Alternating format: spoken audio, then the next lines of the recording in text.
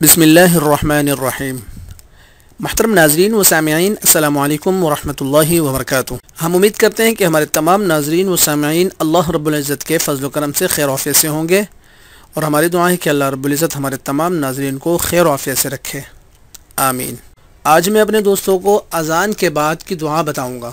اذان کے بعد یہ دعا پڑھیں اور گناہ بخشوائیں۔ حضرت سعد بن ابی وقاص رضی اللہ تعالی عنہ سے روایت ہے کہ رسول اللہ صلی اللہ علیہ وسلم نے ارشاد فرمایا کہ جس شخص نے مؤذن کی اذان سن کر یہ کلمات کہے اس کے گناہ معاف کر دیے جائیں گے۔ اب وہ کلمات اسکرین پہ ملاحظہ فرمائیے۔ اشہد ان لا الہ الا اللہ وحدہ لا شریک لہ واشہد ان محمدا عبدہ ورسولہ رضیت باللہ ربا وبمحمد رسولا وبالاسلام دینا۔